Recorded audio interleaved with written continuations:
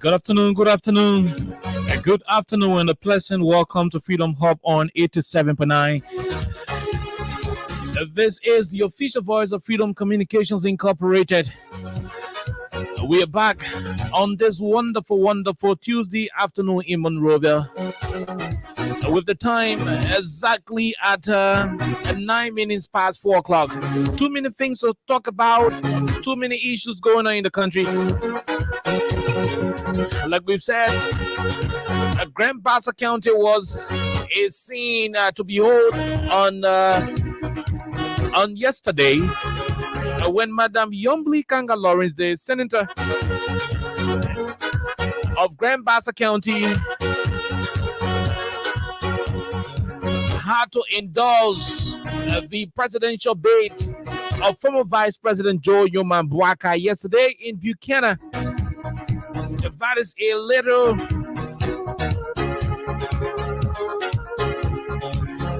bit of all of what has happened over the weekend in the country. Too many information up from Nimba County as the citizens there are divided over whom to support, with several of them are seeking to support Jeremiah Cole and former Vice President Bwaka. At the same time, you have a vast majority of the people opting to have the president voted for his second term of office. It is a divided situation in Nimba County. Too many things to talk about. On today's edition of the show, most especially the first segment, we are going to be we're going to be looking into what appears to be a broad day hypocrisy, especially with the fight against injustice in the country. The same Liberian people, I repeat, the same Liberian people who were insulting President George Weah, who were protesting on a daily basis, the same Liberian people who caused a lot of instability in this country for too many months, owing to the fact that there was not an establishment of the War Crimes Code in Liberia. The very Liberians today celebrating with the very men who they wanted to have, persecuted from the angle of the War Crimes Court. Today, we're going to be looking at the sharp contradiction of what appears to be a hypocritical stance by the Liberian opposition community. How come the same Prince Johnson you are cursing George Weah for, you're insulting George Weah and telling him he should establish War Crimes Court? How come this same Prince Johnson is with you and the fight against injustice and the advocacy for the establishment of the court has died down? What is it? Was it about the votes from Nimba? Or it was about ensuring that justice be done to those who lost their lives in the country? Join the conversation as we intend to rumble into those issues right here on the platform. And during the course of the second segment, somewhere around 5:15 today, we will be playing host to the National Foot Soldiers of the CDC. The guys will join us today to tell us more about their achievement. What do they have in stock? How are they prepared to get the president re-elected? What are the challenges they are encountering? How far they've gone? Plus other issues that will be necessary for the public's consumption right here on the People Station. My name is Kai. Alexa is here. We take a few bars of our theme song. When we come back on this wonderful, wonderful day of hangover, we're going to be running into the issues right here in Liberia.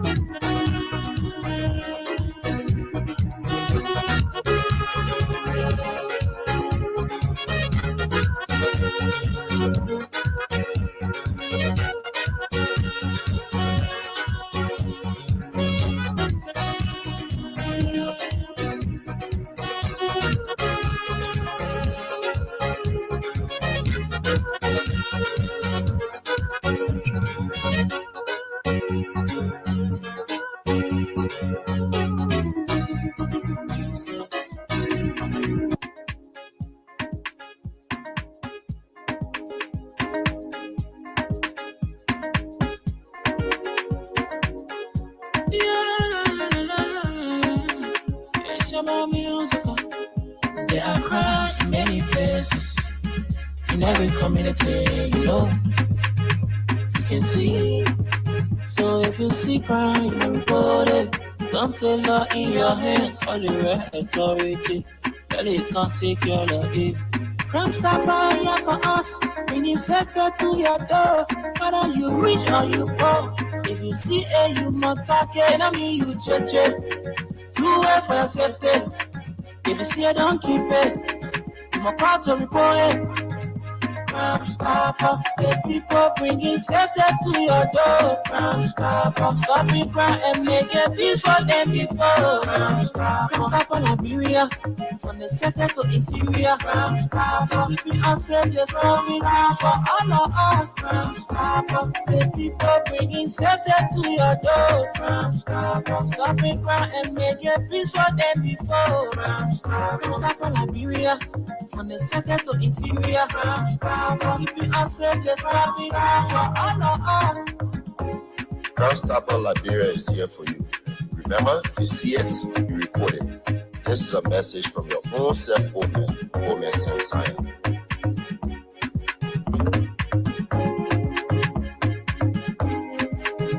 Crime Stopper, the people bringing safety to your door. Crime Stopper, stopping crime and make it peace for them before. Crime Stopper, Liberia, from the center to interior. Crime Stopper, keeping us safe, they're stopping crime for all of us. Crime Stopper, the people bringing safety to your door. Crime Stopper, stopping crime and make it peace for them before. Crime Stopper, Liberia, from the center to interior. Crime Stopper, keeping us safe, they're stopping crime for all of us.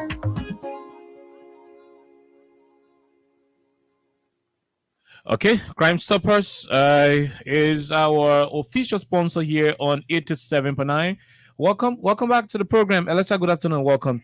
Good afternoon, Oliver, and I would like to say good day to all of you out there. However, where you're joining us, we'd like to say welcome to Freedom Radio Liberia. Welcome to Freedom Hub on 87.9 FM, the biggest thing to happen to Liberia at about this time. And we'll like to say welcome. We have a lot to talk about, in as much as, according to my boss, today is Hangover Day after series of celebrations during the holiday. We'd like to say welcome, and I actually hope the spirit of unity has followed everyone beyond the celebration on the National Unification Day.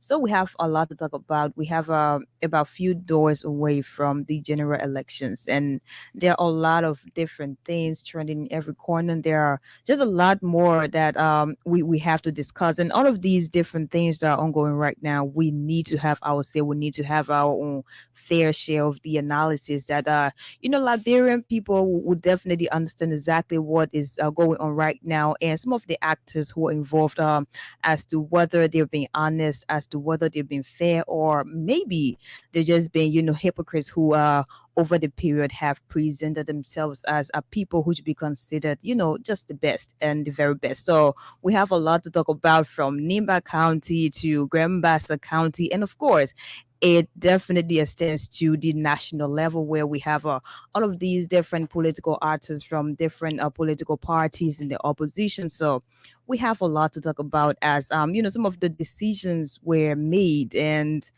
I mean, there are complaints everywhere, Oliver. Like, there are complaints everywhere. Like, we have a lot of people right now with different views. So, however, where you join us, we'd like to say welcome. Also, on the second segment, we're going to have, some folks from the CDC. They will be here to definitely tell us more about their political movements and, some of the different things they're definitely involved with at about this time. So, however, where you join us, we'd like to say welcome. And I actually hope all of you who are basically suffering from hangover, I hope my boss is not one of the people who is basically suffering from that. But I hope you guys are actually relaxed, and you're calm enough to overcome whatever you had to go through yesterday. So welcome to Freedom Hub on 87.9 FM. Welcome. Okay, so basically we are back today, and we're going to start the conversation while we await our folks who will join us by 5:15 today. 5:10 they should be in studio. By 5:15 we will immediately start the conversation. But here is what we take pleasure in discussing today.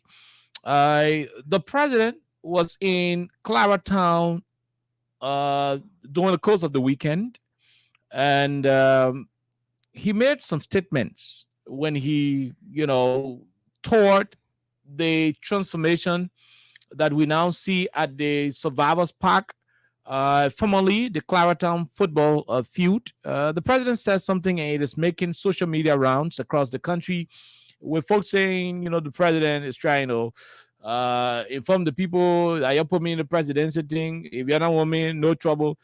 And so it has been, misconstrued around the country. People are misinterpreting it. For me, I see it from a different lens, and we will look into that conversation. Now, in addition to that, we're also going to be looking forward to having a conversation around the hypocritical nature of politics in Liberia.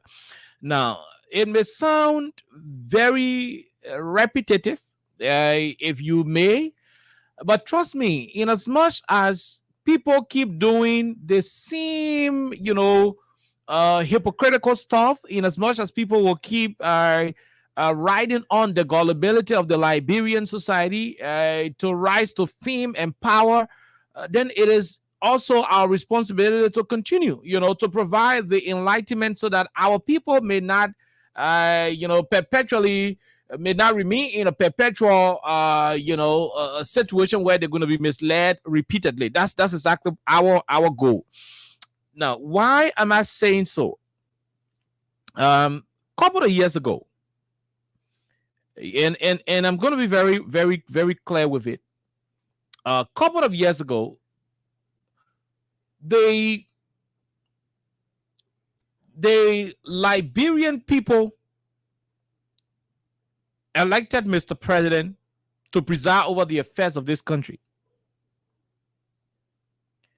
During the process of electing President Weah, he was fortunate to have had the support of Prince Johnson and Nimba County in 2017. Now, Senator Johnson supported the president because at that moment, he saw the list of individuals wanting to contest or wanting to become president of the country, and he thought at that time that the best person to have selected, to have supported, was President George Weah and Madam Joy Howard Taylor, the Honorable Vice President. That was his choice. Now, when the president took office, Liberians were anticipating a country that would start to get rapidly developed. Now, what is that? Liberians had a hope. Liberians were like, okay, President, we are in power now. Come and see road growing all over the country. Come and do construction of road. Plenty of investors will soon start coming to the country. And that was the general expectation of the Liberian people. After the Elling's administration, the 12 years of Elling Joe administration, when President Weah came to power in January, specifically on the 22nd, the people had the anticipation. They were of the belief that, hey, the new government will bring new things. Too many brand new things will happen.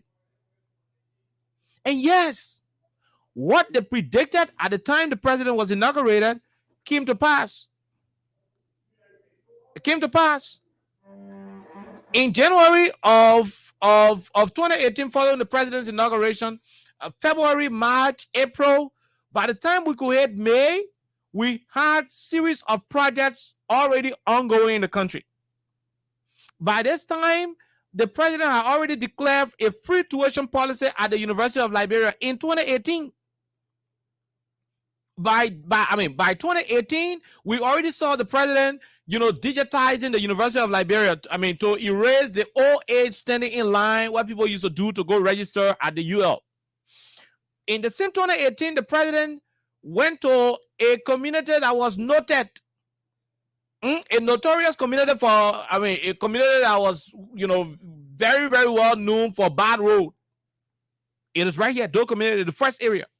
In the same 2018, the president went there and on the site instructed the stakeholders to get the road done. Now, the anticipation of the Liberian people that the president would do a lot of good things under his administration started to manifest in the very year one. In the first year, the road in Doe community and several other projects started to kick off. In the same year one, we saw a declaration of tuition-free policy. We also saw the official pronouncement that was made that will capture the payment of students who will take the national examinations every year. All happened in year one. Now, what did we see, from the camp of those who were against the president? In 2018, the people already say, oh, the way Joe Biden feeling, let's see what we will do. I just told you in 2018, all of what the president started with, year one, to tell you how energetic and vigorous he was when he had to do with policies and programs that would affect the livelihood of the Liberian people from a positive perspective. Now, in the same vein, when the folks who are not supporters of the president or who do not believe in the president's leadership, when they saw the rapid speed at which he was developing this country, they thought to form themselves into, political union, political alliances that will soon become political terrorists. The burning of tires, these are all terroristic activities. The disruption of normal activities, especially in the public, those are all public disorder that can be equated to terroristic attacks, especially when you're using foreign objects like machetes, fire, burning of tires and so forth.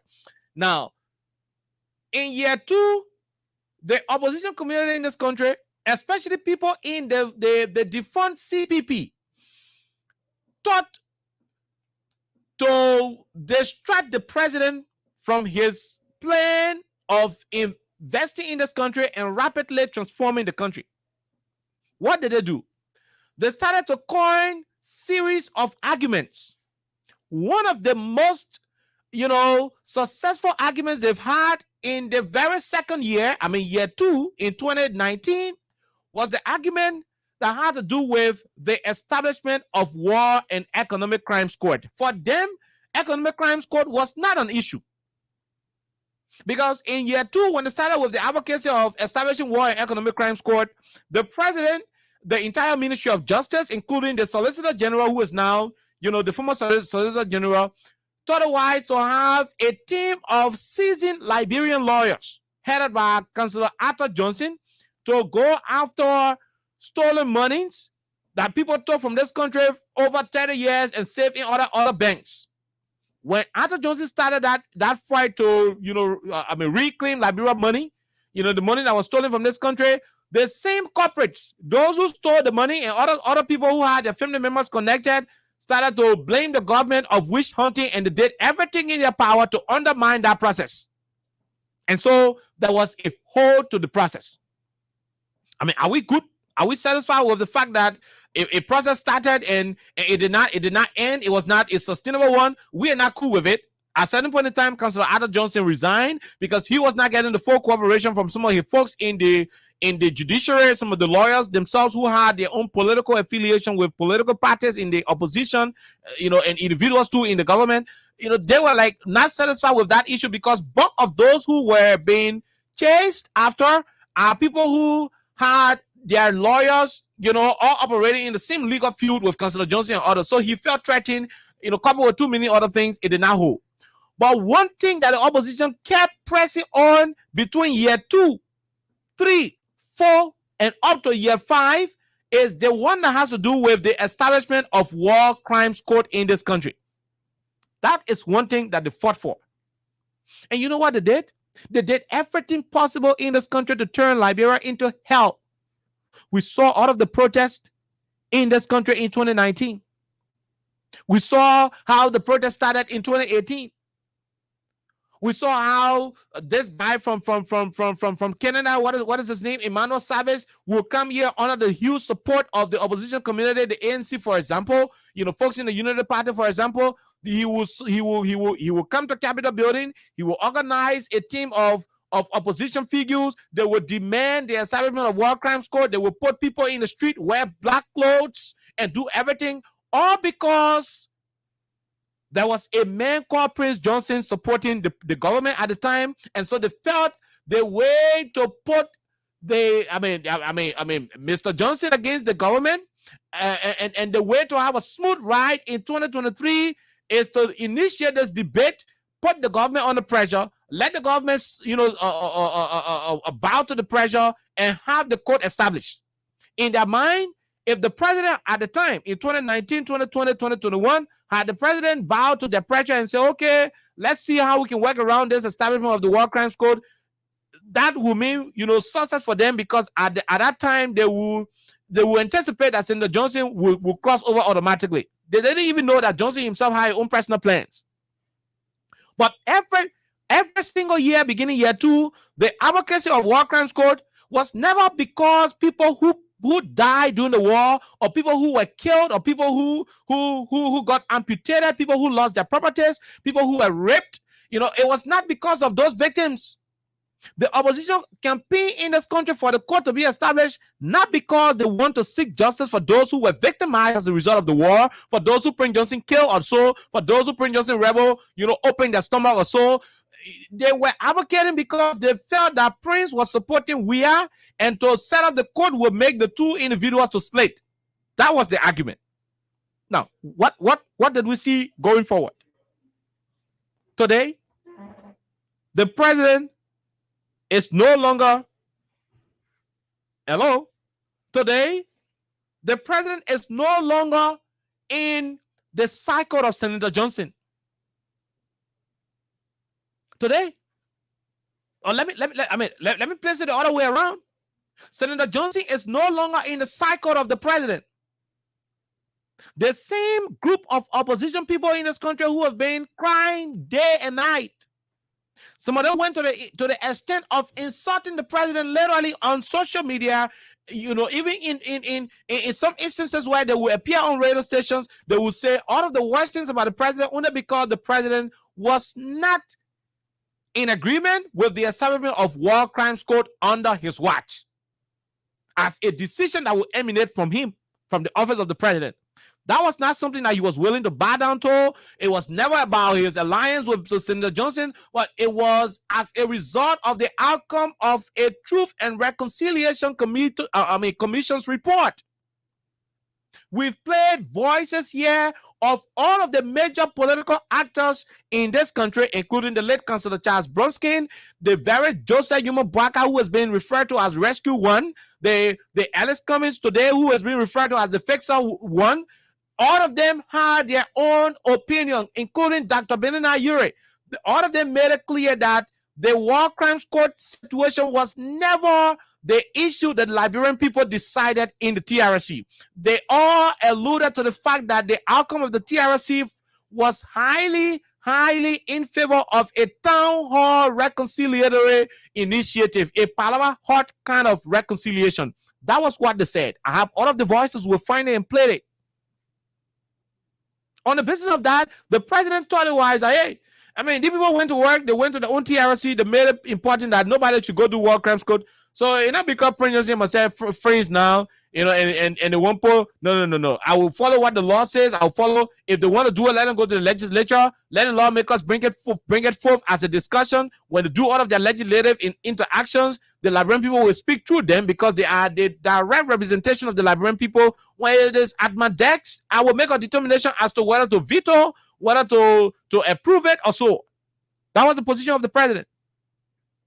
But the surprising thing and the most hypocritical thing we're witnessing at the moment is the fact that Senator Johnson has already crossed over to the very people. Now, he is not crossing over to them because the president has started war crimes code.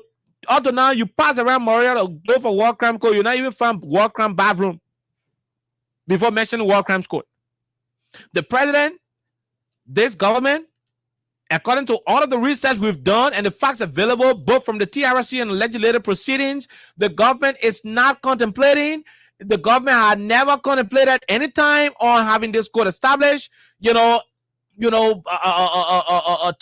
Prince Johnson broke away from the administration.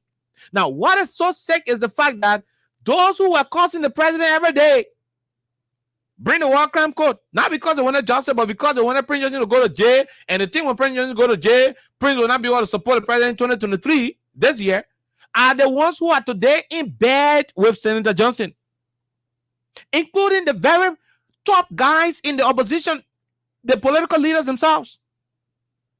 In 2017, at the Pittsburgh Town Hall, they made it clear that war crimes code was never the option. In 2019, 2020, 2021, they somersaulted and started to call on the Liberian government under George Weah to have the code. The very code that they rejected in 2017, they were forcing the president to establish the code in 2019, in 2020, in 2021, up to 2022, they were still advocating. The $1 million question here to Liberians, and I want you to listen, no matter who you support, no matter your political party, no matter, your love or hate for this platform, I want you to listen. Can these individuals in the opposition today, can they now muster the courage to tell the president to establish the court? That is the $1 million question. Can the folks in the United Party today, the very opposition bloc, can they muster the same courage they mustered in 2019, 2021, and 2022? Can they find that same courage to protest for the establishment of the war crimes court? Can they do it? The answer is as big as this radio station. And they're just 2-letter word. The answer is no. I challenge the Unity Party today to issue a statement calling for the establishment of the war crimes court between now and election date. You know why they will not do it? You know why they won't do it now? You know why they did it 2019, 2020, 2021, and 22, but they are unable to do it today? It's because they now have in their possession a man who was a target. The man whose business they were insulting the president, the man is now at their table, sitting on their table, having dinner together, having conversation. So he is no longer a warlord. Hello, Prince Johnson is no longer a killer. Prince Johnson is no longer a president murderer. That is not. I mean, they would never make no kind of references. They would never characterize Senator Johnson in that sinful manner because he's with them today. Now, the $1 million question is, where is justice? What has happened to the advocacy? These people made us to understand for 4 good years that they were championing the cause for seeking justice for those who lost their lives. That is the argument. That is the $1 million argument. Where are they now with the advocacy? Today, none of them can come out and say it. Are the folks who were killed, the folks whose stomachs were opened, the people who got their hands and their legs amputated, do they have justice now? Is everything okay? Now you see, when we come on this radio and we say most of these political advocacies are not about the people's interest. Sometimes some fools will just look at us and say things, that we do not care about. That's where we are today. That's where we are today. They would not be able to call on the assignment of the War Crimes Code at the moment because Prince is in their net. They refuse to live up to what they signed up to in 2017 because Prince was supporting WIA. Today, Prince is no longer supporting WIA. Can they muster the courage now to go to the U.S. Embassy, as they've done for 4 different years in a row, to call for the assignment of the court? Are they willing to go to the EU, to go to all of the places? Are they equally willing to put children in the streets to burn tires? Or in the name of calling for the establishment of the War Crimes Code, are they willing to do it? Because you know why? They did all of those things in the beginning of this administration only because they needed to have Senator Johnson off the radar of the president. The man willing it. Without the code being established, he willingly left. Of course, he left because he demanded money, and the president felt that instead of giving you personal money to go build your university, I'd rather do the road from Ganta to Saclay. I'd rather do the public schools in 3 of the different districts in Nimba. I'd rather do several other projects. I'd rather build the Ganta City Hall. I'd rather do a lot of other projects in Nimba County than to put money in your pocket that you'll go and invest to your private school. That's the whole issue that brought the confusion between Johnson and WIA. Nothing. It's not about code. Nobody established code here. Nobody said, okay, bring in the code. Nobody do anything. Prince left because he was demanding more than what he bargained for. That's just additional information. But at the moment, I'm saying to you, why are the folks not calling for the code to be established? This should be the question that every well-meaning Liberian, this should be the question that you ask. And I want to say this to those of you who family lost their lives during the war. Because whenever they used to come with that advocacy in 2018, 19, 20, 21, and 22, most of you who are hurt, most of you who are the direct victims of the war, you used to give them moral support. You used to be running behind them when they said, let's go protest, because somewhere, somehow, your man died through the war, your pa died, your brother died, they caught your empty stomach, or they caught your sister full or hair. Somewhere, somehow, you felt injured or you were rich, the war carry your money, and you want justice. Most of you used to be behind the opposition in this country to protest. Although some of you never used to burn tires, some of you never used to go violent in your protest, but you used to give them support. You used to come out in your black. You used to hold the placards and the flyers. We are asking you now to ask the opposition community in this country, has the fight against justice from war victims, is that fight over? Or is it over because Prince Johnson is now with them? Now you see the hypocritical stand. That's why sometimes when we kind of sit on this radio station behind these beautiful microphones, we always say to our people that it is very, very important to avoid being gullible. Now, gullibility is not a good thing for anybody to wish to be around. These people think Liberian people are stupid. And I owe no apology for that, right? They set one place. They know in 2018 that the government started at a very fast speed to do projects. So the way they can delay the projects, the way they can cause confusion, the way they can slow down on investment is to infuse into the Liberian society so many negative propaganda and infuse a sense of discord between the president and Senator Johnson with the notion that it will create internal instability, and all of the time the president will be working with Prince Johnson to be settling reconciliation, the time will be passing. And by the time the president knows 6 years over, he's not able to do nothing else for the country. That was the intent. And that's why every time they kept, Putin protests, they go to Washington, D.C., they go to Brussels, they are at the EU headquarters in Monrovia, and in Brussels, they are at the UN headquarters in Monrovia, and in Washington, in New York, they're all over the world. Lobbying, insulting everything that resembles the president, describing and demeaning the entire government to the extent that they will personally ridicule the country. They will say nasty things about the country because one man was supporting George Weah. Today, the man is no longer supporting the president. If this advocacy about war crimes code that you've been heralding over the period, if it had been about the interests of the country and those who were victimized, then we are asking you to muster the courage and call for the code to be established by this time. And I dare all of them, they can't do it. They won't do it because it was never about the victims. So to you, the victims, those of you who parents, your family people who got victimized as a result of the war, it is your time. Your psychological victims. It may not be fatal, victimization. Yeah, it may not be the case of you losing your life or so. Your relatives, as a result of their being killed or something happening to them, could psychologically affect you, and you could be victimized by that.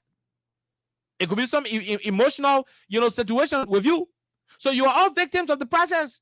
You used to get them support. Sometimes when they said on the radio and said, this president, we elected the president to ensure that the Liberian people cries will be heard. One of the crowd, the Liberian people, is to have war crime code established. Boom. That song was sung in this country for 4 good years. 2018, one war crime code will be established. The president, in fact, they went to the extent of even lying and said, oh, the president fought war. That's why you're afraid to bring war crimes code. When we're coming up and, you and your kid, your kid brother or sister or your friend coming from school and the other guys trying to create confusion between you and your friend, and you are trying as hard as possible to avoid that confrontation. You don't want to give into their pressure. You don't want to allow them, to make you and your friend fight. Way back, except you didn't go to school, that's when you not know what I'm talking about. You don't even have to go to school. In the village, when you go for wood or you go to do farm work, once you and one of your colleagues you now on fire and people are trying to put confusion, between y'all, if you keep resisting, sometimes they go to the extent of challenging you. Talk about you're not ever calling. You're not ever calling. That's why you won't cause the man back. You're always provoked. Okay, talk about you ever calling. Oh, my man James, you can find a man Washington and reason you. So they will always find something to provoke you. They'll find something that will trick out your decision because you want to justify that you ate the man. You want to justify that you're not afraid of the man. You want to justify that there is nothing binding the both of you together. That's what they did to the president. When they knew that they could not get the president to sign whatever paper they wanted to sign to have the code established, they started to accuse the president of fighting war for Model. Oh, he been fought war for Model. He fought war for LPC. He fought war for you. Even the time you were playing for AC Milan, they said you were fighting war in the country. Now, how possible it is that the man will be playing for AC Milan in the same year he was in Liberia fighting war? But all of those things were said. They did that because they wanted to pressure the president into having the code established. Only because one man called Prince Yomi Johnson was supporting the president. They did all of that. Today, since Prince Johnson started talking from the opposite direction, since he started making statements against the president, the debate on social media about war crimes code has ended. I challenge you to call key members of the opposition community, including my good friend, Muhammad Ali, Mr. Bwaka, the rest of the folks in the opposition community. We challenge them at the moment to tell us where they stand on the issue of war crimes code in this country. That is where you will know the real intent of all of the different political advocacies in the country. Where do they stand? But the good news is that Liberians who are not as gullible as people will want them to be are reading between the lines.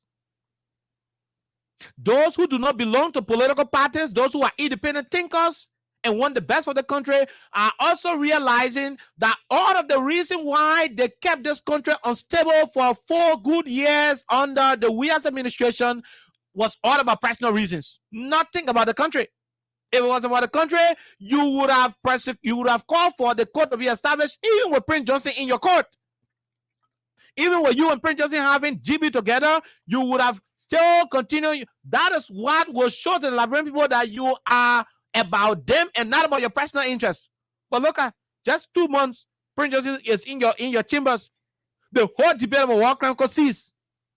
No, you can open your mouth to talk about it. I challenge you to have a press conference with the current Liberian opposition community and say to them, where do you stand? Call Bwaka today and ask Joe Bwaka on establishing the war crimes code. Where do you stand?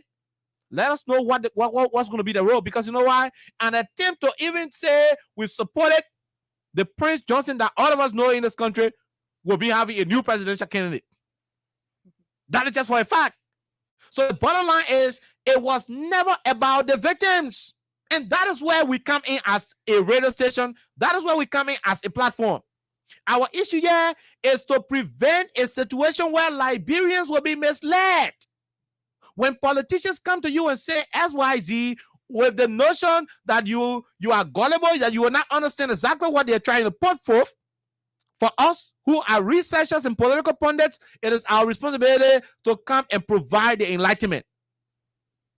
To you, Nibayans, when Senator Johnson was supporting the president, these people almost killed the president. They almost killed the country. They almost killed Liberia because they wanted Johnson arrested. And so in the course of doing that, they disrupted businesses. They did things that slowed down the economy. They did things that kept investors out of this country. Do you know what it means to go burn tire in front of 3 embassies, all in the name of wanting war crimes code to be established and other national issues? With war crimes code being at the heart of that conversation, it made businesses to slow down. Even the ones that wanted to come, they had to slow down because nobody will invest their money in any hostile terrain.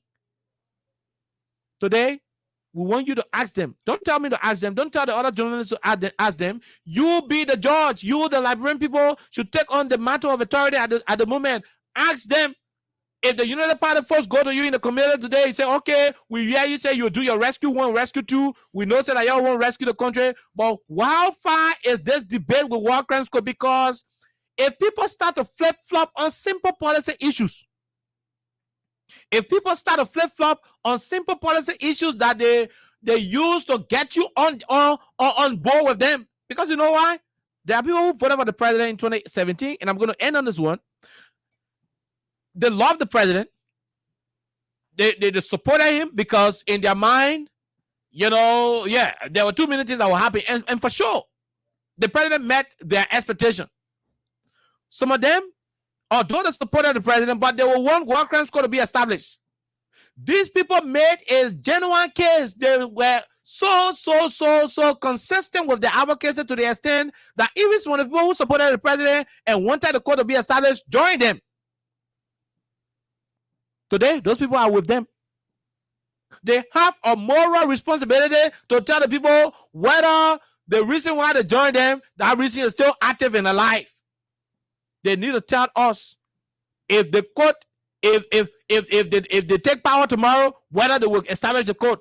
I challenge the United Party. I challenge folks in the opposition to be clear about the war crime code establishment after elections. Just ask them, okay, we agree. Assuming Rescue 1 and Rescue 2 wins the election, so there's a time. What will be a role on the war crimes code? They will not tell you. They can't. They wouldn't be able to say anything in that regard. Now, if they will attempt to say something and that answer will be we will not establish a code, then it means they are liars. It means they've lied to the Liberian people. That is a risk they don't want to take because Liberian people will see them as being inconsistent, as being people who do not mean what they say, as being people who do not stand by their principles, and it will not be a good sign to them towards the election. So they will not respond. Is that the kind of leadership you want to entrust? Now, are these individuals supposed to be taken for I mean for real? Should we believe in them? I mean, this is just an eye opener, a situation, and we just hope as the political ball is going to keep rolling, we hope that people will keep understanding, and on a daily basis, you will get to know exactly where we are. But I'm not going to say more. My only question is, why are they not advocating for this code to be established? That's my question, Alexa. Well, I guess Oliver had said a lot more on this issue, and I liked exactly how he started, and I liked exactly the angle he took the whole conversation from. However, I would like to say the president, His Excellency Dr. George Manawea, has shown so far resilience throughout his years that he has served Liberians, and that is something that everyone has seen, and of course everyone sees that even now, because if you're going to go back to the inception of the CDC government, you understand exactly a lot of things played out. We had a lot of different things that definitely played out, and up to today people are still trying to use exactly what they used, I mean, a few years back to, have the same narrative they had back then to be here again today, to actually change the minds of Liberians, especially people who are gullible, because at the end of the day, we're in a space where you have a lot of Liberians. No disrespect, we still have a lot of Liberians who are yet to understand exactly how these different narratives are basically ruining the image of our country. We're still here trying to, really sensitize them when it comes to all of these different political issues in our country. But if we are going to be honest of exactly what the president has done over the period he has served as president of this country, it will be clear if we just say maybe it's 100%, maybe 3 years, some months, because the first year the president took office, we had a lot of different folks from the opposition.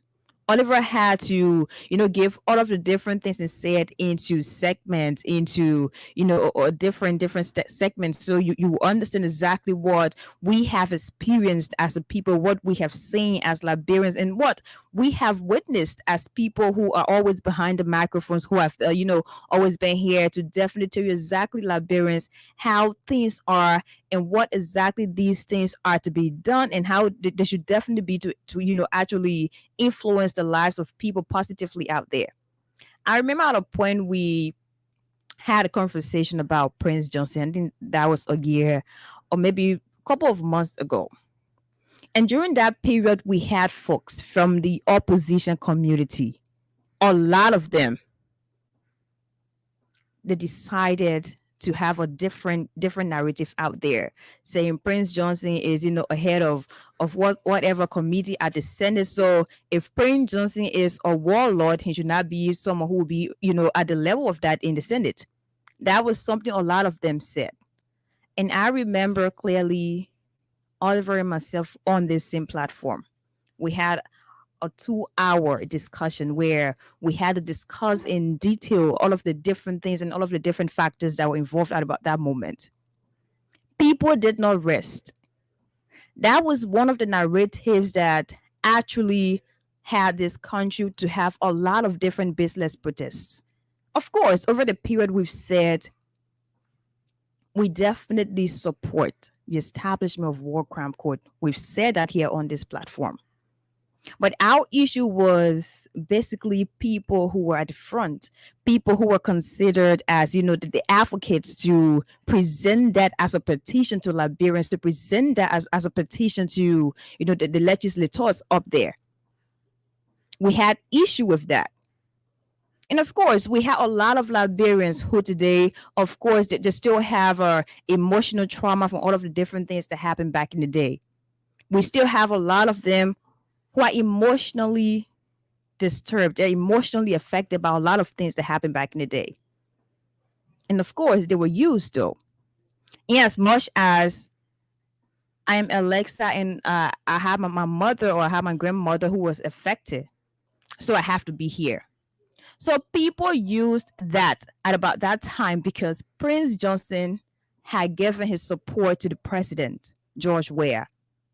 So they saw that as something that, no, as long as it is George Weah, it is not okay. So we don't want that. We have to keep doing this every single day. We have people from the diaspora. We have people from all over. Some of them came here. They organized several different marches here regarding the same war crime court, the establishment of the war crime court. Liberians supported that. You know why? Because some Liberians actually thought that was something that was in the interest of Liberians, who definitely, or lost their relatives, who definitely lost their loved ones. People thought that was an honest advocacy. People actually thought people who were, at the forefront were people who meant well for Liberians and Liberia about that time. It was not about personal interest. That was the picture that presented about that moment. And people supported wholeheartedly without having a second thought that, of course, I'm being used, or maybe they're using this to disturb the country. They're using this to actually bring down someone. People did not think about that. Fast forward. We had one of the senators who took that advocacy and it was personified. It was more like, oh yeah, I'm senator, so I have to do this, I have to do that. What people did not actually understand was the fact that all of the folks you saw, most of them were from the opposition community at that time. A lot of them. You could see on the social media, you could listen to different views and different calls on several different radio platforms in this country. They would call and say, we need the establishment of war crime court. And some of them even accused the president, like Oliver was saying, that it was funny to me. Why the president would be playing on the field, you have a lot of them at the time saying, the president took part in war, this, that, this. People were just trying their best at about that time because they wanted to destroy this country. They wanted to make this country ungovernable. They tried everything that was possible to them at about that moment, but they did not succeed. They did not succeed. You know why? Because the president is resilient. And if we had a president who definitely was emotional when it comes to handling issues, he was way more emotional, where you have people provoking you to do this, to do that, you still had the president to stand his ground. Because that was a moment where it was really pressuring. And if we're going to go around Africa, our neighboring countries, and have this to be repeated, you know exactly some of the different news you will listen to. You know exactly some of the things you definitely hear. But that was not the case. Fast forward to today. Some of the same folks, influential people in the opposition, like Oliver Shortlist and Mo Ali, of course. Mo Ali had a lot to say about the establishment of war crimes court. Even Daros Delon, of course. He had a lot to say about the establishment of war crime court in this country. He has several, or different podcasts on his Facebook page. He has several different views about that. And we have a lot of people who are in the opposition today. They have a lot to say about the establishment of war crime court. Why? Because you have Prince Y. Johnson to support President George Weah at about that time. Prince Johnson supported the president at about that time. So people thought that Prince Johnson was a demon because he was a part of, maybe the president's circle at about that time. So they thought that was not really okay. It shouldn't have been. It was not in the case, so it shouldn't have been. It was not supposed to be possible. When they were here a couple of years and they were in government, they had the opportunity, they had the resources, they had the influence at about that time to definitely establish war crime court. So you have a lot of people to ask why they did not establish that when they had the influence, when they had the resources, why they did not do that. They waited, and after Prince Johnson has supported the president before it was a major issue in this country. And all of the different protests they had, people were definitely affected. You had a lot of people who had to stay away from the country. You had a lot of people who had a completely different image of our country. And who actually did that? It was the opposition community, of course. because they had already planned to have an image of the country out there where people would not be encouraged to get to Liberia to invest. They had that. And it was all because you have George Weah as president. Today, the same Prince Johnson of yesterday, Prince Y. Johnson of yesterday, who supported the president, now he supports former Vice President Joseph Yuman Boakai. And over that, he has someone from his political party who is now the vice standard bearer to the former Vice President Joseph Yuman Boakai. Have you asked yourself, where are we as a country? Have you asked yourself as to whether all of the different advocacies, all of the different, presentations and different press conferences that were held back in the day for people to call Prince Johnson name, for people to say Prince Johnson should not be on this committee, Prince Johnson should not be like this? Have you asked yourself as to whether they're still thinking about all of those different things? Have you seen key players or key actors in the opposition, specifically the Unity Party right now, to point out to Prince Johnson as someone who is a warlord, as someone who is a demon, as someone who definitely ruined the life of people, a couple of years back? Have you seen that? No. For me, I'm yet to see that. And I'm actually hoping to see that. You know why? Because these are folks who have presented themselves over and over and over again to Liberians, especially people who are gullible. That, of course, President George Weah is, in bed with a warlord or war criminal, so he's not going to do this, he's not going to do that. In as much as they did everything possible to ruin this country under President George Weah, it definitely did not work out. Right now, they're unable to put out even a press release. They're unable to look in the faces of the same Liberians they had out there at the Capitol Hill back in the day, like a few months back, saying that they're advocating for the establishment of War Crime Court. Right now, they're unable to actually look in the faces of those people and tell them we still have to go back up there and protest. They're unable to do that. Right now, they're unable to call on several radio stations and say, the president is not willing to have a war crime court established in Liberia because he took part in war, because he's actually dining and whining with a demon in Prince Johnson. They're unable to say that right now. You know why? Because this is a very simple thing. If it is not Oliver, it should not be Alexa. So if it is not George Weah, it should be me. If it is me, it should not be George Weah. Today, we have Prince Johnson, who no longer supports the president.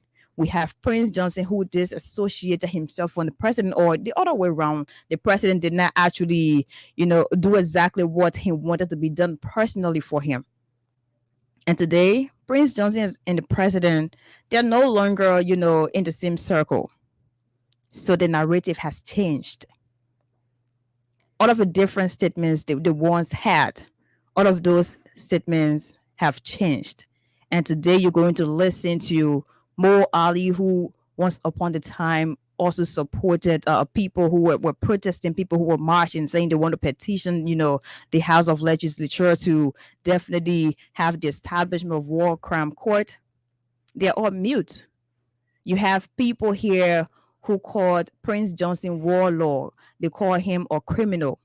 They call him a person who is sanctioned by the U.S. government. That President George Weah was definitely working with that person. They thought it was an abomination to have happened. You know why? Because it was George Weah and it was Prince Johnson supporting George Weah. But today, you have Prince Johnson supporting former Vice President Joseph Yuman Boakai. Have you listened to former Vice President Joseph Yuman Boakai say anything about that? With all of the different experiences, all of the wisdom, have you actually listened to a particular statement from him? I'm not really sure about that. Yet, Prince Johnson is hailed.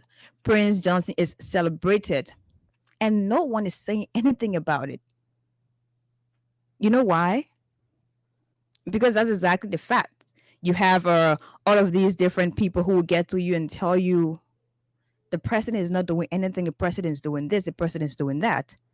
We are the saints, or we are angels. And today, the same people who told you it was about Liberia, it was about Liberians, and it was about how our country will move forward. Today, it is no longer about Liberia. It is no longer about our country will move forward. No, that was never, never ever the case. That has never been the case. And today, that is still never the case. Because this is about personal interest. This is about what I will gain if I'm going to wine and dine with the same devil I told someone not to, dine and wine with before. This is way too personal. This is not something that we talk about nationalism. No, this is not something that we talk about patriotism. No.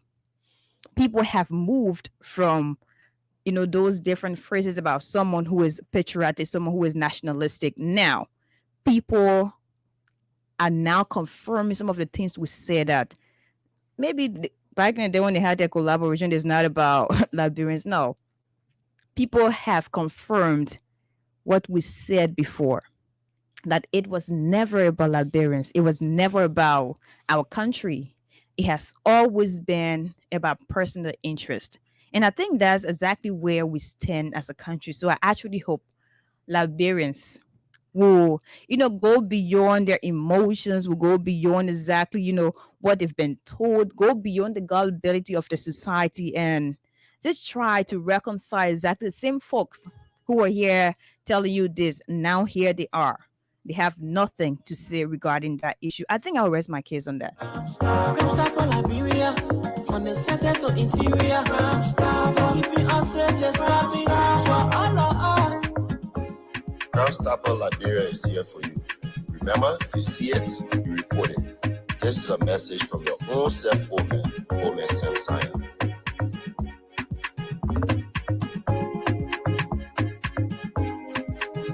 Crime Stopper, the people bringing safety to your door. Crime Stopper, stopping crime and making peace for them before. Crime Stopper Liberia, from the center to interior. Crime Stopper, keeping us safe, let's stop it for all. Crime Stopper, the people bringing safety to your door. Crime Stopper, stopping crime and making peace for them before. Crime Stopper Liberia, from the center to interior. Crime Stopper, keeping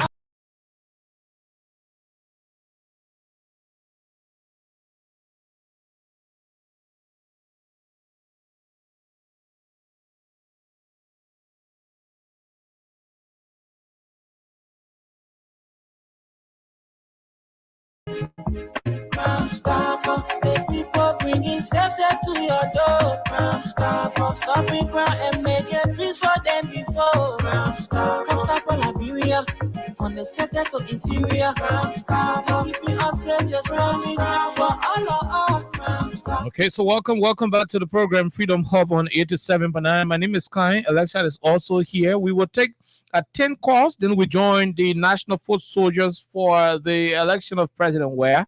We join them. They're already in studio. I see 3 men plus a lady, and so we're going to be joining them very shortly. But let's take calls right now. We take 10 calls on the subject on the discussion. We challenge anybody within the opposition community at the moment to call for the court to be established, a war crimes court. That would be, an unthinkable decision. Join us. Let's have you. 866-500-104-776, 104-104 are the numbers to join the conversation. Those of you on WhatsApp, join us on +231 866-500-104. The first person, go ahead. 1 minute. Yeah, good morning. I'm good evening, sir. Good evening, Chief. Let's hear you. Yeah, this is Joseph Denu, former AFL personnel. Former AFL personnel. Joseph, go ahead, Joe. What happened is I used to be a son bomb, but when we came in time for the war, I was in Monrovia. Joseph, you got to be audible. Yeah. We are not getting you. They say all of my report I was sent to Prince Johnson place. Mm-hmm. I said, why don't you report myself to Prince Johnson? I don't know Prince Johnson. And right at Jamaica Road, he killed my brother then. Now that's more weekend that I know weekend. Yeah, seriously. In the AFL. Okay. Okay, we leave you right there. Let's take this other person. Go ahead, 1 minute. Yeah, good evening, again. Let's hear you, Chief. Yeah, my name is Julian. I'm from the borough of Nikutan. Go ahead. You know, let me first appreciate you and Lassa for coming on every day to educate our people. You know, they see opposition. I was saying Prince Johnson is a warlord, Prince Johnson is a murderer. Why now you are negotiating yourself with Prince Johnson? It is because you see these are people who ensure that our community. These are people that stand at the end and go and do bad things. You say Prince Johnson is a warlord, Prince Johnson kill, and now you entering into negotiating with Prince Johnson. You are shows the level of incompetence on the opposition, that the opposition is indecisive to us. They are hypocritical to the country. You are not seeking justice for the people of Liberia. You are seeking your self-political academic for it. Because here you say, Homer J. Joe Baga came and say the mayor is a warlord and CDC and enter married with warlord. But where is Prince Johnson now? Prince Johnson is in the Unity Party with you, Baga. Okay. Prince Johnson bring all what Jeremiah go. Prince Johnson bring a great student to you. We leave that. Let's take the other person. Go ahead, 1 minute. Yeah, hello? Go ahead, 1 minute. Yeah. I mean, we're talking about they walk back home. You're not in power. I mean, the DEA should do a lot about this, the weed in the country. Let's take this person. 1 minute. Go ahead. One minute, my water. Go ahead.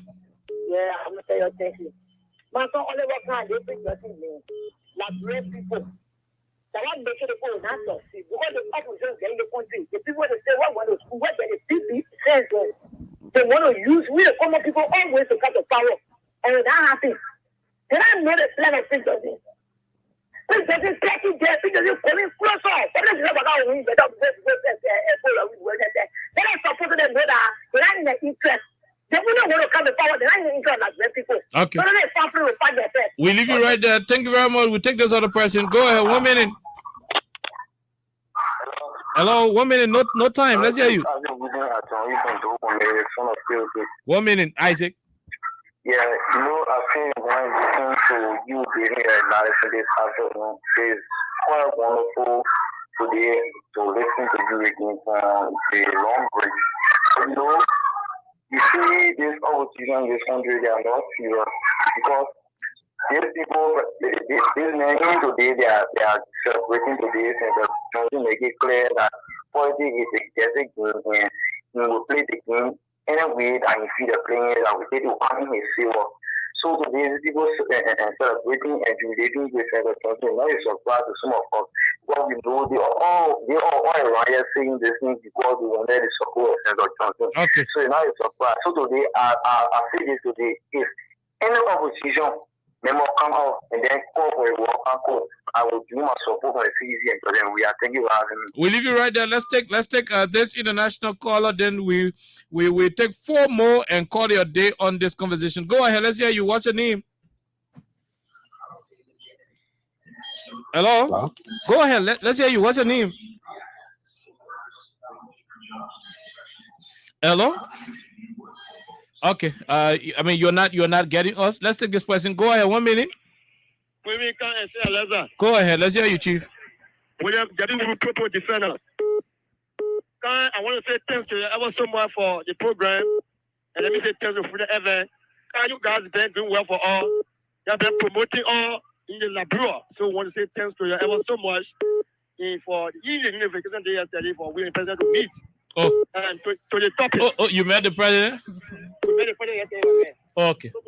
We started with the president and we take photo and all. We get there. President get one pick up.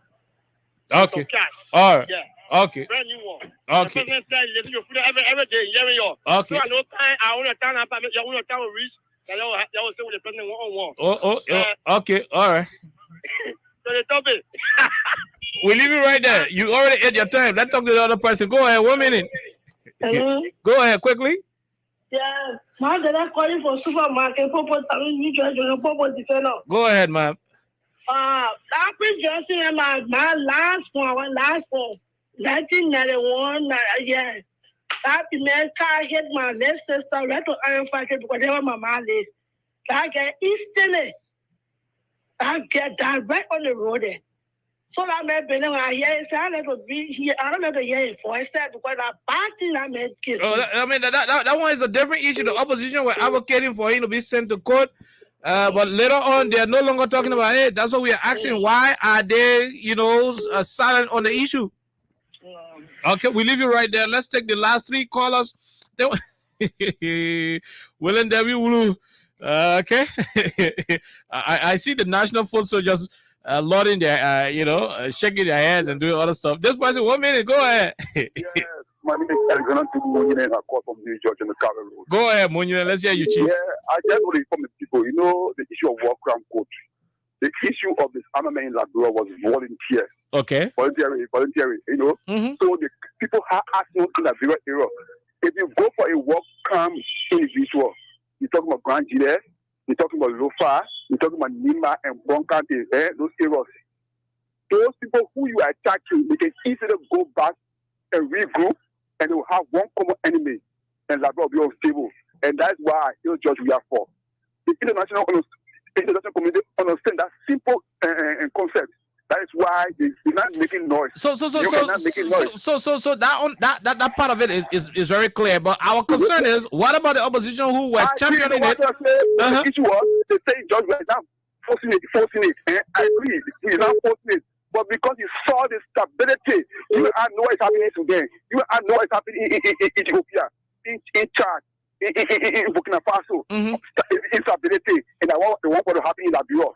And you say, you guys said it clearly. The reasons why Joe did not pay horse in Labrador because it was unstable. The reason why the businessman who just lost his money in the Labrador war, and we can't do business in Labrador again, then people demonstrating when it was sport, he'll come again.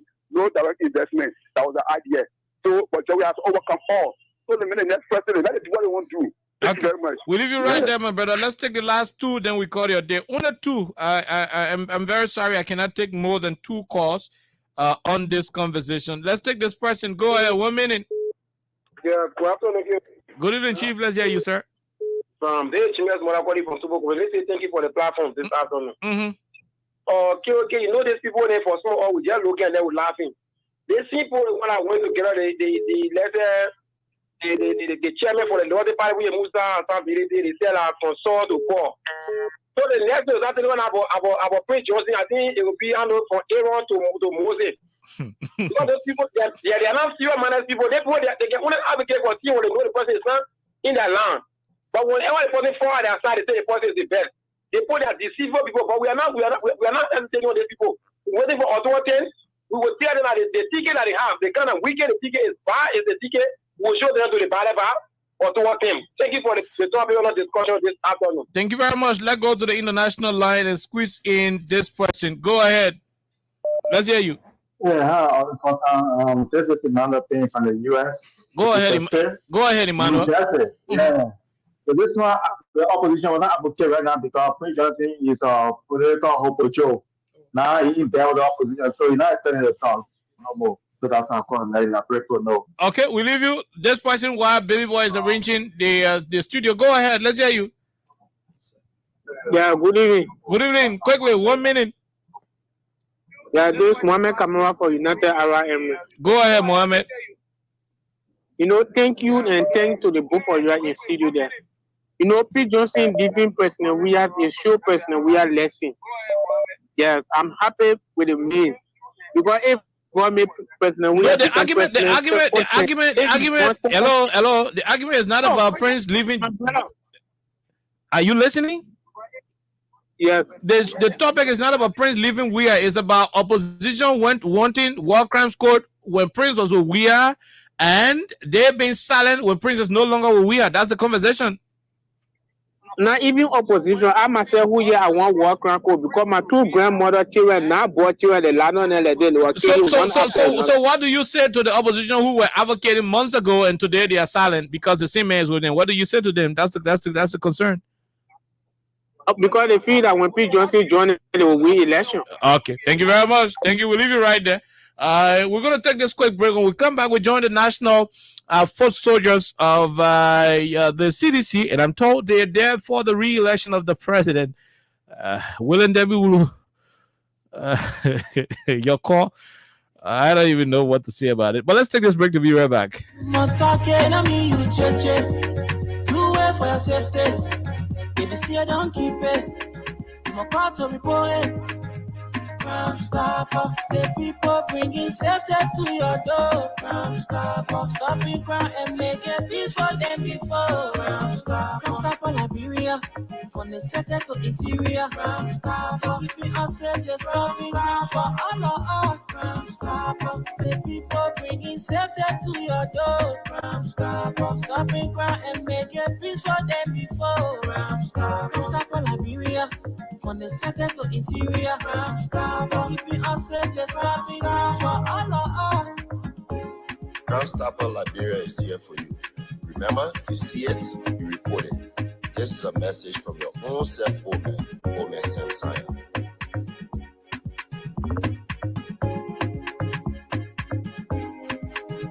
Crime Stopper, the people bringing safety to your door. Crime Stopper, stopping crime and making peace for them before. Crime Stopper Liberia, from the center to interior. Crime Stopper, keeping us safe, let's stop crime for all of us. Crime Stopper, the people bringing safety to your door. Crime Stopper, stopping crime and making peace for them before. Crime Stopper Liberia, from the center to interior. Crime Stopper, keeping us safe, let's stop crime for all of us. Welcome back to Freedom Hub on 87.9. My name is Kai. I'm here with Princess Alexa Vanja Colley. DJ Hero is at controls, producing this edition of the program. We have in studio with us a team of young people from the National Foot Soldiers. Let me get it very clear. Let me be very exact about it. The National Foot Soldiers of the CDC. I have Solomon Sims. Solomon Sims is here. I have Solomon D. Sayon as well. He's the Secretary General. I also have Patience Sondeger. She's also going to be joining. She's the only female in the building, as a matter of fact. Soiree is also here. They're going to be telling us more about the National Foot Soldiers of the CDC. Foot Soldiers. When you say Foot Soldiers, what do you mean? Well, we're going to go over to them. Gentlemen, it's our honor to welcome you. Gentlemen and lady, it's our honor to welcome you. Good evening. Welcome. Good evening, KOK and Alexa. Thanks for the invite so far. Okay. Good evening, KOK and Alexa. We want to say thanks for the invite. We are indeed grateful. Thank you. Okay.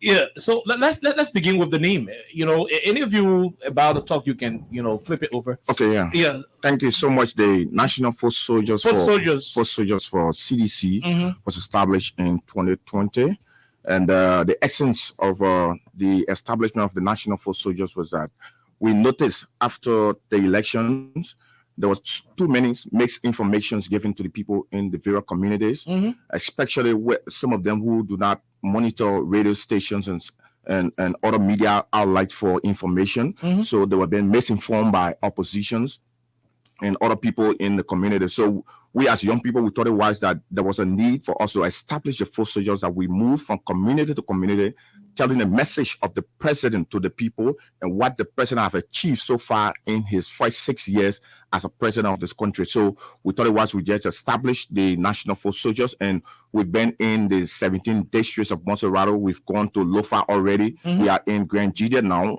We are also in Bassa.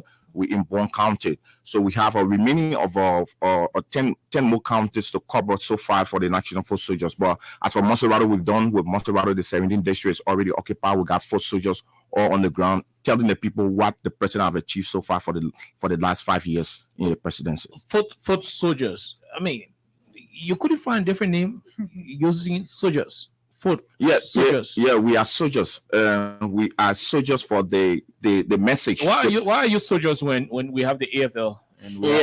Ours was coined in a way that soldiers are people who do not rest. They move from place to place. They are always on their light for information. They are always on their light to move forward. So we name it as soldiers because we're always on their light. We're always moving. We are not getting tired. So it is soldiers on the basis of your active involvement. The active involvement into the politics. You don't carry guns. No, we don't carry guns. No other weapons. No way. Okay, let's go over to you, my brother. Yeah. So basically, we are foot soldiers because we are not sitting in the bureau offices. we are moving out there in the various trenches, in the various communities, in the various neighborhoods, telling the people why President George Weah should be re-elected. So that's the reason why. What are some of the things you can tell them? We're going to be bringing Soiree and Sunday, over very soon. But what are some of the things you keep telling them? Do you tell them things that are actual, or you go inflicting the stories? So what do you say to them who are listening? So basically, let me speak to the educational sector, right? Mm-hmm. So you see that today we have the free tuition policy that is benefiting school of librarians around all of the public university and colleges around the country. Mm-hmm. You also talk about the WASS payment of all of the 12th graders that are writing at WASS right now. They are relaxed. The parents are relaxed because President Weah has paid for them. Mm-hmm. So these are issues that we look at. All of these issues are kind of important. They are cardinal enough for President Weah to be re-elected so as to be able to do more for the librarian population. Okay, you want to add? Basically, the president came on the stuff on 4 pillars. Okay. And that has to do with power to the people. Mm-hmm. That's number one, Mm-hmm. number one pillar. Mm-hmm. And when you talk about power to the people, the president talked about how he can initiate involve the people within his governance systems of Liberia. So when we go into the various trenches and villages, we tell the people that the president talk about power to the people. You are seeing the 14 military hospital. Mm-hmm. That's number one. That's power to the people. He gave 14 military hospitals. He just built it. Mm-hmm. And then the president built another 100 barren hospitals within Apollo County. That is power to the people. Mm-hmm. That's the message carrying to them. See right behind you, there's 100 barren hospital that built there for the people. There's also see around you, the Redemption Hospital is under construction. Okay. So that is power to the people. Okay. So when we go to them, we're telling them the actuality, what is on the ground, Mm-hmm. what they are seeing.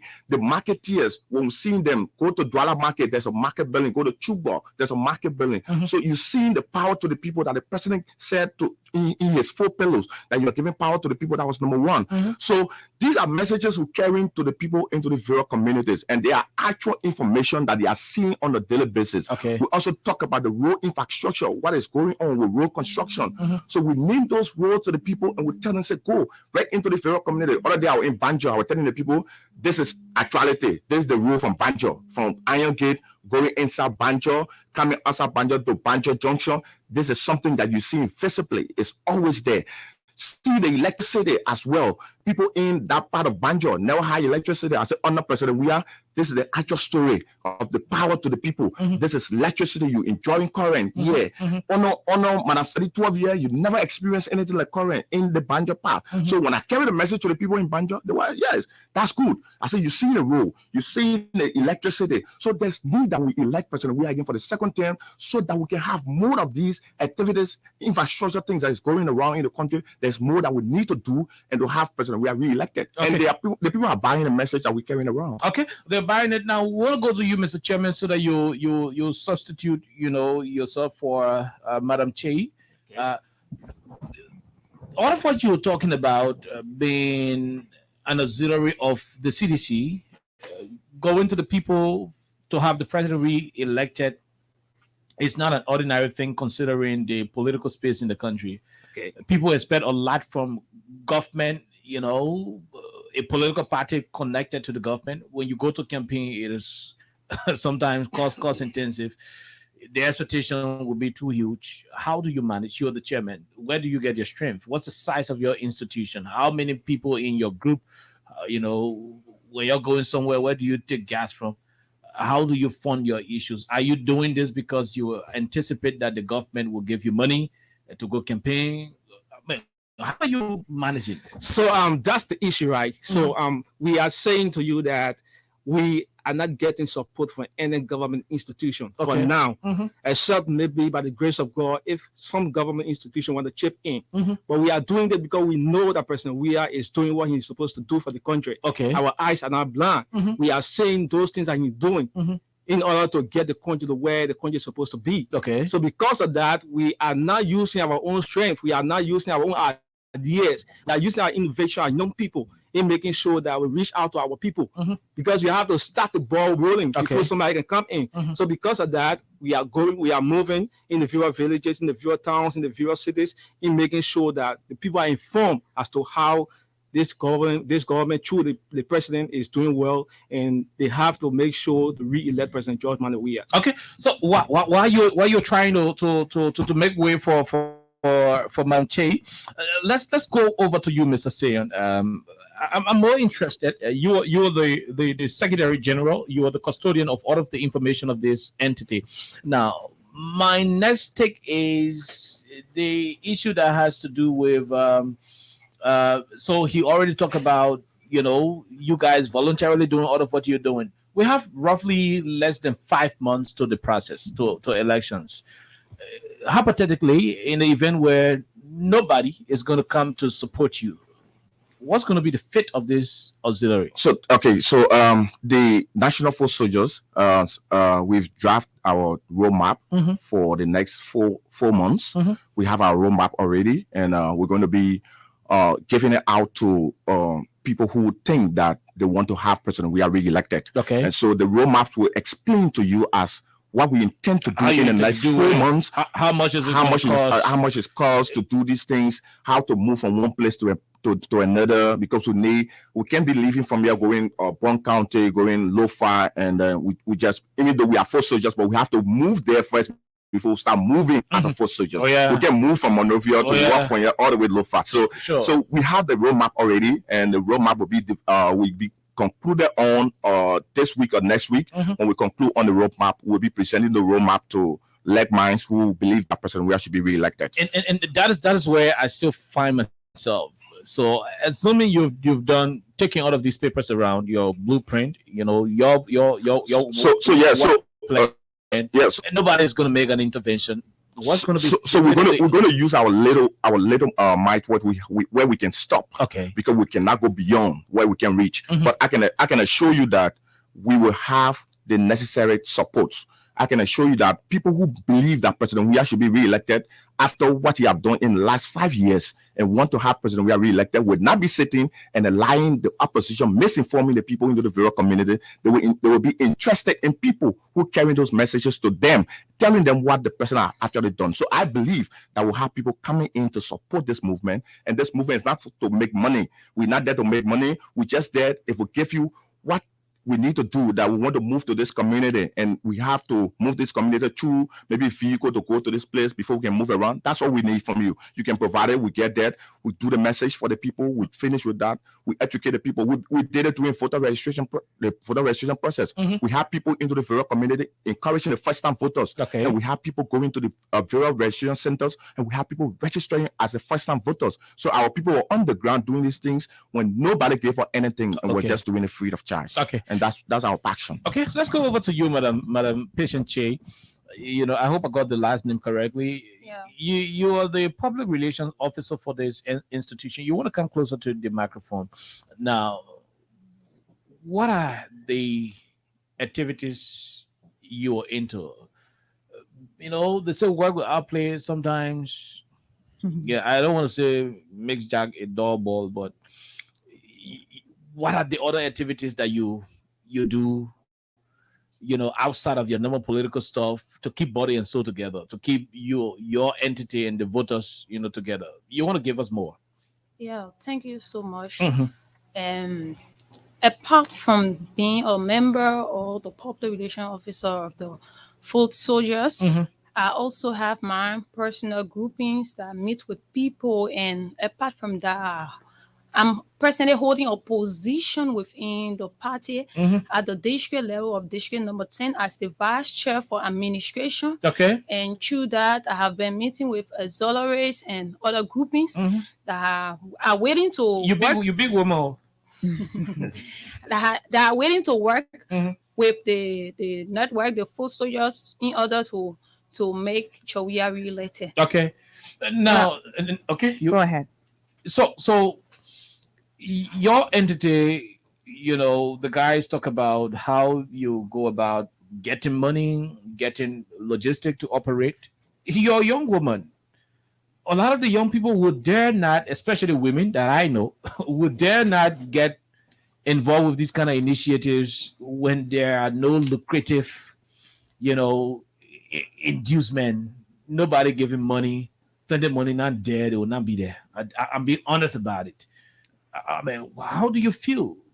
What's giving you the energy? You are a female. You're supposed to be into some slay queen chat room, you know, thinking about what next going to happen at Calabash, you know, what next going to happen at this other place. But here you are. You found yourself as the public relation officer in a political group with the vision to have the president re-elected. You're doing everything by yourself. Nobody giving you extra funds. You rally your own money. I mean, how do you feel as a female getting involved? Where do you get the energy from? I feel so proud of being part of such. Okay. Because when we focus on the political aspect of Liberia, we understand that I will not tell you sometimes I don't go social, but we go there in order to bring people on board and make them understand the workings of President George Weah and what he have done within the short period of time being president. And we also go social to encourage other people and recruit people that this political life, nobody, you cannot underestimate anybody, be a female or male. We all are equal when it comes to political aspects, just that you need to focus and make the right decision based on the working of the individual you are following. Yeah, so I feel so proud of being a politician or following the footsteps of President George Weah or re-electing George Weah based on his working. I'm so excited about it. Well, okay, so I wouldn't like to go from where Oliver came from about being a female and how proud you are, in as much as you are an individual and you have your right to follow whatever political ideology you want to. That is okay, regardless of being a female or male. It doesn't matter on that. So that's a great thing. But you guys have said a lot with your different activities and some of the places you've been. And Oliver kept asking repeatedly about your, financial support, as to whether you're, getting financial support, in other words, or whether you're using your own financial, support. But at a point, you have a lot of these different groupings, and at the end of the day, a lot of them we will get to you and tell you we support the re-election of the president, and we need this, we need that. So I would like to know, in as much as you've reached out to, some of the different counties we have in Liberia, how effective are the different messages you're, are giving out there? Because we've over the period suffered when it comes to different narratives, and that's one of the problems we are faced with as a country. That's one of the problems this government is faced with. So how do you go about actually sensitizing and reshaping the minds of people when it comes to these different narratives that are out there, in terms of bad governance, in terms of the president is underperforming and some of the government officials are basically not working in the best interest of Liberians? How do you go about, because we have a lot of ordinary Liberians out there, ordinary people who don't understand all of the big terms people use and the opposition. So how do you go about really, redirecting the minds and the different energies they use to, creating different narratives? Yeah, thank you, Alexa. And I love the questions that you talk about when it comes to giving a message to the people into the simple way that they can understand, and not using all of those jargons that we normally use. And that's the reason why I said the other day I was just in another community, and I was using the simple method to tell the people what is happening under President George Weah. And I was telling the other lady, I was telling her, I said, Madam, your son is in the university.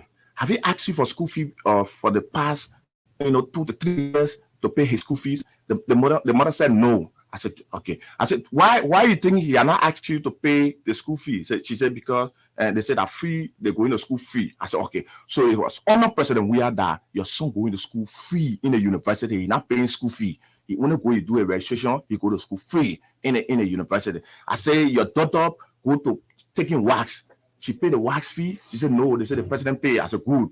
So these are things we need to be encouraging our friends that read by us. She said, yeah, one lady down here, she can be talking bad thing about George Weah every day. But the other day I went to her, I explained all the things to her, and she said, oh, well, I know that our president, we are working. So she sell the message to the next person, to the next door. So that's how we're giving the message to them. We're telling them the actuality on the ground. What you see, that's what the president is doing. And that's the reason why we need to give him another term, another 6 years, so that he can do more than what he has done already. So the message is simple. And like you said, we got technocrats, we got technicians who design the flyers for us, and just give it to us with the president developments and everything on it, and we carry to the various communities, we carry to the various counties. We got our technician. Yeah, we have some constraint, like you said, we have some constraint. How to print these flyers, how to design these flyers, and to print them in box.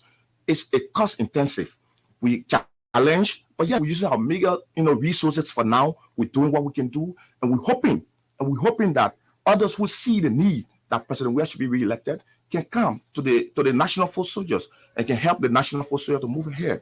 That would be a fun thing for us. Well, so how many are you in this political movement right now? Because you're talking about using your own financial resources. That is like really, really huge at about this moment to have young people to actually use their own finances. So how many are you, and do you pay something they call due, or how is it? Yes, based on the different support? How is it? Good. The other days we just in our national leadership structure, we have about 14 in our national leadership structure, and into the various district structures, there are also the 12 in each district. The structures are there. So the other day we were doing some we're working on the roadmaps. So we charge almost all of the leaders into the national leadership structure, and they were paying towards that roadmap development, and everybody contributed towards the roadmap development from our own pocket. We didn't ask any politicians with the radio. We can get most of that. We didn't ask any politician to help us into that process. We did it on our own to draw the roadmap for the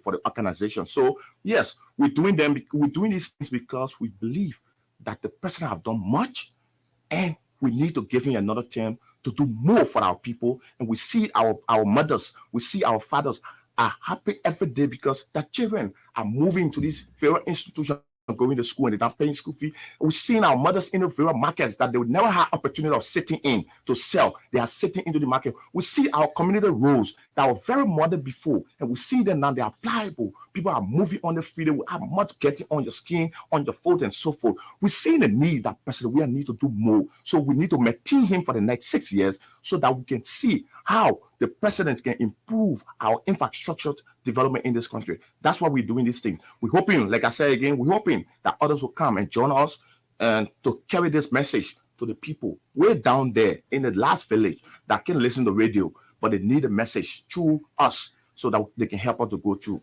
And to be sincere enough, the pictures are clear. People can see everything. The workings of the president is not something in hidden. We can see the road project. We can see that. And during the region of Eddie, we had nurses protesting, and we have problem with medical issues. But during the region of Joshua, he was able to employ like 200 nurses, and now we have the JFK and carrying on healthcare free for children below 5. And we also have the market, which of course everyone is benefiting from, because even if I'm not a seller within that market, but the fact that the marketeers are comfortable there, and I leave my house to go there, even if maybe perhaps rain falls or whatsoever, I feel comfortable to sit there until it can stop or whatsoever. So we are seeing the working, the pictures are clear. So the president make our work very easy.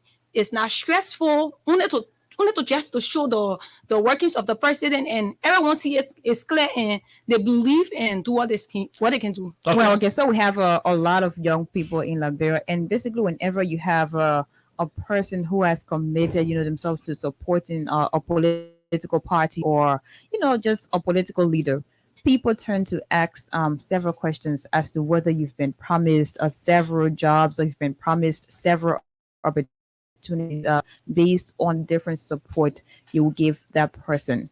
So in other words, to be fair, have you been promised any sort of opportunity? Because you're using your own money. In simple, you're using your own money. That's something that's very hard for people to do. You're using your own money right now. So anybody promise you that based on the different support you're giving, you will get a job, you will get plenty of opportunity? What exactly is it? No, we have not been promised. And to be sincere enough, we are now really expecting something like job or somebody to be paying us for working with the government or announcing the good workings of the government. We are here, we came on our own, and we believe by telling the people the truth and leading them the right way and showing some evidence of what we have done, and whatever when I achieve the goal of joy, we are being re-elected, I feel that I've already succeeded in what I'm supposed to get. I already get it. Because if we are succeed in her re-election and continue to do the better things within this country and helping the country, the development aspect, the agriculture aspect, I think that I have achieved, because people will one day point here and say, so it is not about what you achieve personally. It's not about personal interest. about Yeah. the country. So when people see me one day, they will want to say that particular lady was the one that was encouraging us, and today this is what we have achieved as a country. Okay. Yeah. That's a good one. Now I want to know exactly how do you respond to critics. They will go to soiree. There are people who will look at you and say, look at her right there. Other people right in PBK, she passing around talking, say, oh, after we finish voting, nothing. All I can say that again, we finish passing around. How do you respond to those kind of issues? There are questions and there are statements that you don't have to respond to. There's a saying that all fingers are not equal.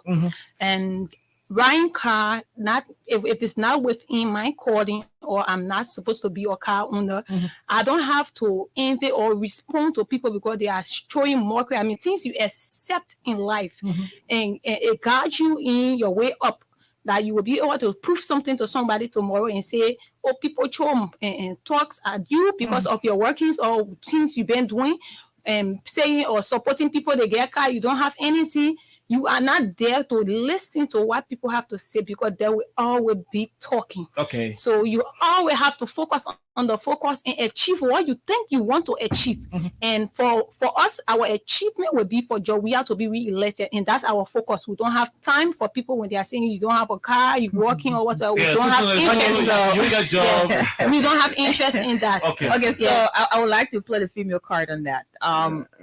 Oftentimes we have a lot of people in our society, and it has been like a custom where whenever you have a female take a decision politically, there are different jobs that would be, definitely threw at you as a female. So other than exactly what Oliver said about, maybe owning a car or something, there are far more worse. I wouldn't consider that worse because we've graduated from that point where you'll be accused of, some sort of sexual attachment to some of the people you support. Maybe that your boyfriend in power. Yeah, exactly. So yes. So that is something how do you respond to those issues?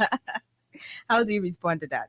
I will not have to respond to it because something to really change a mind that is made up to really change it is very difficult. Okay. So if I'm saying that I want to make the person understand that what they are saying is not true. So for example, you're in Boosie Quarter. Let's make it practical. You're in Boosie Quarter. You're having a community engagement. You're discussing with a few guys, and one guy just can tell you, "Sonny, you're moving here, man. You get your boyfriend all in CDC. Like, your judge want the minimum being power, protect your small so that your boyfriend will continue getting money to operate." I will not have to respond to that person. I can focus on what I came to do because they are all distracted or they want to disturb me. That I will not focus on my focus. So in order to focus on my focus, I will not be listening to them because they are just there to make you lose focus. Okay. So they are not my point. So right now we have I know you're on top of your games when it comes to all of the different national issues right now. And for days now, days or maybe days, weeks, we have had a lot of different discussions in every corridor. In as much as you're the national foot soldiers, I guess you listen to all of these different things in as much as you take your different messages to ordinary people across the different districts. That is something that's very important. And we have a lot of people, a lot of critics of the president who have had something to say about this government for 5 years, some months. This government is underperforming. In as much as we're seeing tangibles, in as much as there are a lot of different projects that people will point out to. I mean, supporters of the president will use the different projects as some things that are to be shown whenever you have these different discussions about the government is underperforming, the president is not exactly doing what he is supposed to do. So what do you say to all of the different critics? What do you say to them? Because that is not something that has just been once. No, that is a discussion every single day whenever you have maybe opposition members or opposition community. Definitely they want to, get at people who support the president. There are several terms, in fact, one of the terms that is used, they call supporters of the president people who are fools. They call supporters of the president people who basically don't have any sense, in other words. So how do you go about, overcoming all of these different statements, and how do you really respond to them? Well, thank you very much for this question. It's very simple to answer salespeople. In a sense that we have people from the previous government and to the current government. I want to get the microphones. Okay. Yeah, go ahead. We have people from the previous government and the current government, and the performance report are out there for us to observe, claim it. Before you come into me to tell me that yes, President, we have done nothing, I should be able to remind you of whosoever that you support that has served this country for the longest, and what they have done over the periods that you can bring to me to convince me, or even to convince a little child over there that, oh yes, this is what my candidate of support have done previously, that we are trusting and forget about what presidents we are. Like I always lay my basis in my community. It's one of the key areas. I have one of my strongest bigs. Yes, and this is not a joke. If any of you have a chance, you can join me in my communities, and you will get to know how to come within my communities. Because it's just very simple. Like yesterday, I have some how to call it issues with a few other guys who came in the community and asking about what president we have done that you put to re-elect him. It was just very easy. We dive directly into the WAS fees and the escort tutorial class that the men provided on a Saturday basis. Something that has been unprecedented and have never happened in the history of Liberia. Now we are heading to 6 years into this. Almost all of the 12 graders have benefited through this. We dive into infrastructures. There is the first president since the inception of Liberia who came with a mindset and believed that yes, there was a need that government should forget about renting from private citizens and tend to government-owned buildings. Today, of course, the Freeport, the APRC, the Maritimes, the how do you call the place? NAFA. You have how do you call the place? NSA. Okay. All the places are being built within a shorter period of time, taking government from renting from private citizens to their own buildings. Because in other advanced countries, we observe that citizens should be the one renting for government. But for government to rent for citizens, that put the countries in a very bad situation. President Zia have brought us to that light, making us to understand that yes, it is needful for our citizens and our government to be serious about our well-being. Today in Liberia, you see majority of the young people are our age. Everybody today when they get money, instead of them thinking about going to take 4 or 5 girlfriends, saying down to necro rubbishes with the belief that I will get some tomorrow. Everybody has become serious and focused. Everybody is now bidding for themselves. All across. You enter the Majibi, the Monserrato, everywhere you go, you see bidding across. And how do they think came about? They say when the leaders is prepared and serious, he introduced the seriousness to its own citizens. And the citizens take it and hold on to it, and they move along with it. Boom, you see the nation start to develop. Okay. Yeah. You want to end on that note? We're fast running out of time. Okay, so let me just conclude. Yeah, that's what I said. Let me just conclude. So that's another basis when it comes to the infrastructures level. You live from that. There is Liberia. Liberia have been here for 170 years without George Weah. George Weah came, he met Liberia with absolutely nothing to boast of. Or Ghana, who just came from nowhere in less than 20 years, today is boasting what Liberia that was taking patients to JFK yesterday for medical treatment. You came, your post-war country, United Nations came and serve you. And I will tell you can't overcome. Go and make a research on this. Every country that came from war, that United Nations entered, they invested $1 billion every year in that country. Liberia came from the Civil War. United Nations came here 2002 to 2003. From 2003 up to 2018, prior to them living here, the people invested nothing less than 18 billion. Out of the 18 billion, 12 of those billions were came during the tenure of Madam Seri and Joseph Yuma Boakai. While Liberia only needed something around 4.5 billion to revamp the entire countries at the time.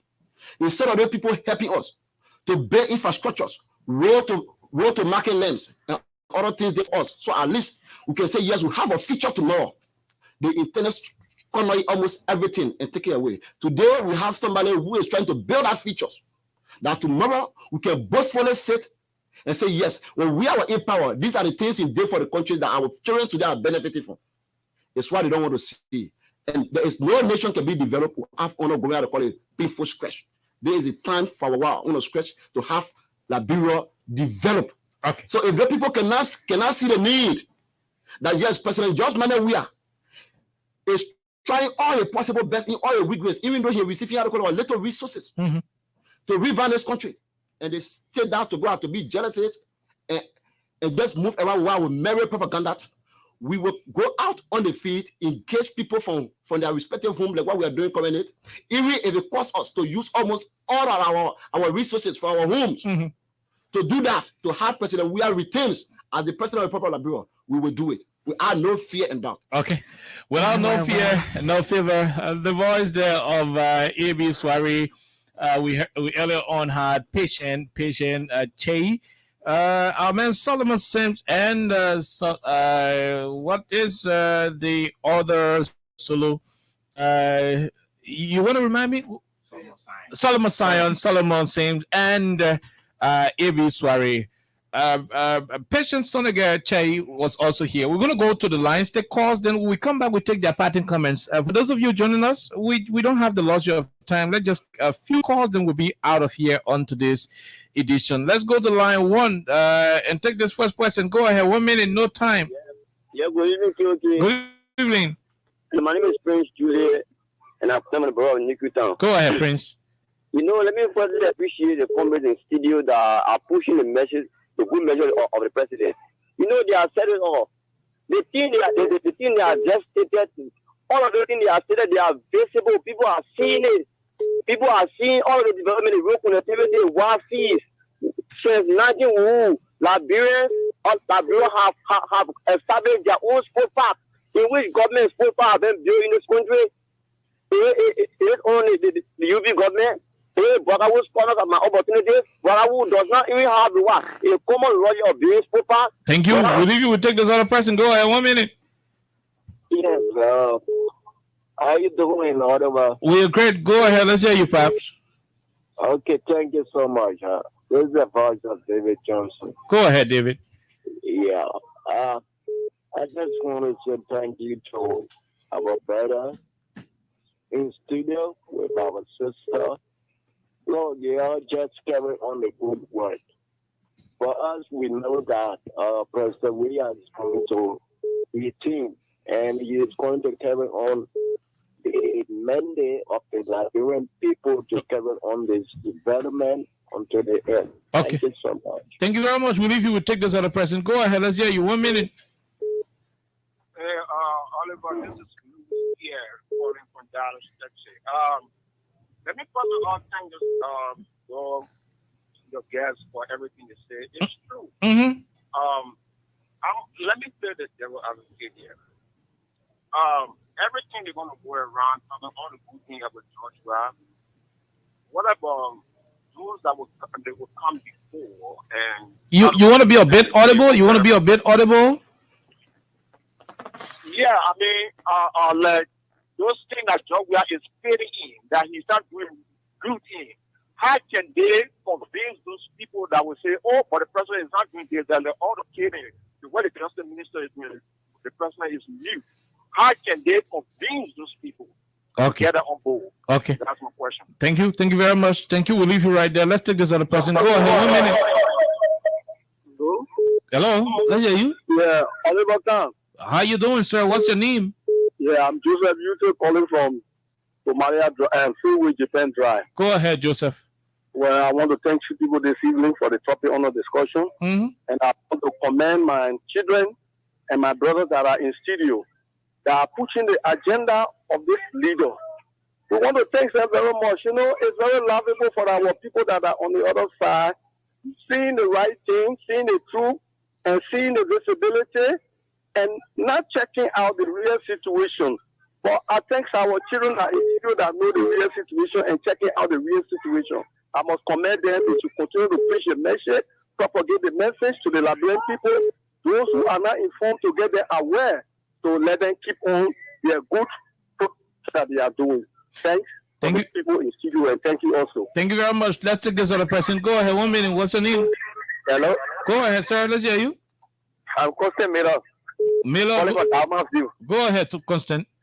Yeah, I just joined the conversation, but I want to say also to the guests, the people guests there. I applaud themselves, and we are in the movement too. From the Maggie and Kingsburg. So we also anticipating to do the scene. We want to get the message by the media also. So okay. So you want them to give you a means of connecting them? Yes. Okay, thank you very much. They're listening. Let's take this other person. Go ahead. 1 minute. Yeah. Okay. Thank you again for the program. Mm-hmm. I want to thank the guys in studio, but I want to suggest. You didn't call your name, sir. So, yeah, I'm DTW from District 17. Go ahead, Chief. You know, they have something in the scripture that says, seeing is believing. Mm-hmm. But our common people in the rural area, like Nema, Cape Mount, Grand Basso, I don't know what it would be fun for you guys to bring out all the development of the prophet. They will also need money. So of course, yeah, it's another form of campaigning. And then you carry out on the street and begin to show the common people, if I would say, I would say our native people, so they can see, because the guys are lying to the people that the man is not doing anything. Then the ministers that are working along with the government, they should do similar. They should do, because it's their government, they must contribute. Okay. They should not just say them so powerfully and leave Akara Grey alone, because only Akara Grey who can hear talking all the time, and all of them trying to Bobo or what. I don't know. They should support. Thank you very much. We'll leave you right there, Chief, from District 17. Let's take this other person. Go ahead. 1 minute. Good morning, good evening, and the studio guests there. Mm-hmm. Good evening, Chief. Let's hear you. Yeah, it's a pleasure. And I will say this. Thanks to my 91 President George Manneh, we are that with the best will himself in power for the next 6 years. We are very strong and waiting. I want to hear these guys. I want to join them because the campaign is undaring, is unwavering. What is the name? You didn't call your name. I'm Baga Kanen. Baga Kanen. Sorry for not calling my name. I'm agitated because of these evil cartels, and we are willing to move on them and to be defeated, and they will have no space in the democracy of our country. Thank you very much, Mr. Kanen. Let's talk to this other person. Go ahead. 1 minute. Hello. How are you? I'm fine. I'm Atina to calling from PHP community. Madam Doe, let's hear you. How are you doing? Go ahead. Firstly, I would like to tell the National Foot Soldiers thank you for their effort. Mm-hmm. And I was listening to a fellow that I think he gave a question that he wanted to answer. So I just want him to walk down to PHP community and just see what the government is doing. Nobody has to. He don't need to ask any question. If he want me to walk in the community to where the president having his project, I will walk in there. So my guys, as I always say, it is the chat room. Let us stand strong. Let us stand together. I'm in PHP. I'm the coordinator for the National Foot Soldier of District number 7. I right here at PHP. And I told them that I'm here encouraging my people within my community. This community that today we are sleeping on our current 24 hours. Then I think you know about PHP when it comes to our current. Oh yeah. Now we got 24-hour current. We enjoying the initiative of the president. So people who asking no question, I just wanted to scroll down to PHP community so that I get convinced there of what the president is doing. Thank you. So thank you guys so much. We are all sitting frame to work for the president. Thank you. I just take 2 more calls, then we go home. This is the second to the last. What's your name? Where you join us from? Oh, this is Sloncio Ebenezer West, with one of Liberia legitimate owner joining from Central Virginia. Virginia, District 17. Go ahead. 17. Let me say kudos to the astute, brilliant, and energetic young men and women in studio. You know, okay, I'm a bit disappointed. Disappointed in the sense that we're mentioning all of the infrastructure development, but we forget to mention one thing that President we are there for us that many African countries are looking for right now. The maintenance of peace, despite the provocation from the opposition. That's something we need to be running with to. The opposition has always been in the places of kind of provoking, talking about instability. And the people went to protestation, they took goals all around here. This president meeting maturity and we still enjoying the peace. They went to there, we tired suffering something here, they carry on again. The president meeting maturity, we take care of the peace. We must be grateful for that. Then the technical thing when we mentioning those cars, people are president, we are doing, let's mention it too. It's important. It's very, very, very important. Okay. Thank you very much. Let's take this last person. Let's hear you. What's your name? Welcome. My name is Samara Masale, and I join you from Broadville Baba College resident. Go ahead, Masale. So let me say thanks and appreciation to Solomon Beanstein and the rest of the other guys who stood for the brilliant idea. We are willing to work with them. I hope this will not only stop to Montreal County, let it extend to other counties.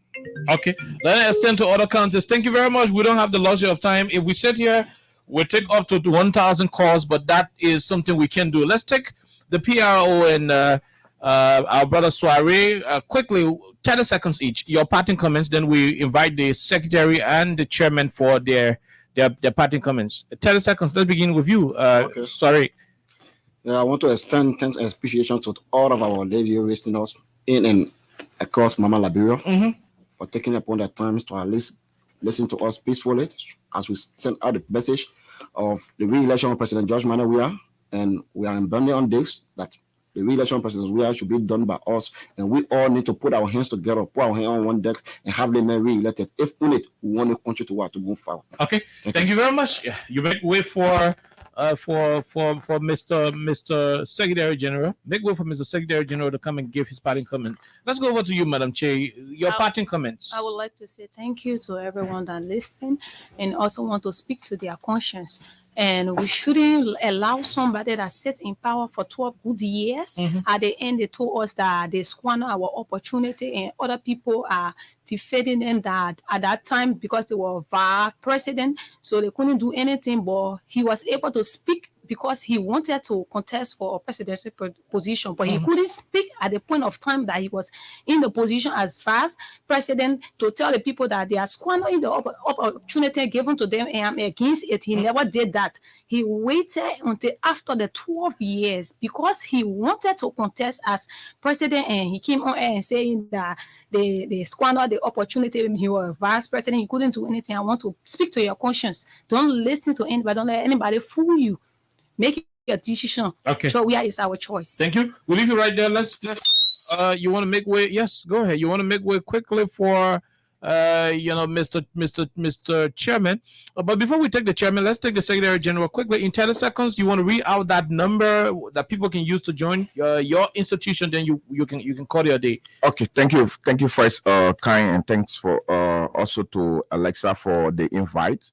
This is a way of contributing as well to the process, and we came here free of charge. We didn't pay a dime to you. You saw our work and you invited us to explain more to you, to the people. Thank you so much. We appreciate it. And those of you who have a concern of joining us, the auxiliary is open. You can join us, and our contacts are 0775 252799, 0776 945206, 0886 353313 are the numbers we are currently using. You can reach out anytime, anywhere. We will be ready to respond to you. Thank you so much. Okay, thank you very much, Mr. Secretary General. Let's go over to you, Mr. Chairman. Your parting comments, then we call your day. So we want to say thank you. We want to say thank you so much to the Freedom FM family for the invite. We appreciate a lot. I want to say to everyone who want to join this movement is open to everyone. If you know that President Weah is doing well for this country, you can join the movement so that we can keep propagating the message of the government. So I want to say thank you. The National Foot Soldier is always on course in making sure that President Weah, the reason for which President Weah should be re-elected, will be propagated to the public. Okay. Thank you very much. Thank you very much. And so we're going to go home on today's edition. We'll be here on tomorrow. God's will. Have a wonderful time. My name is Kai. Alexa was here. Let's go home. Bye-bye.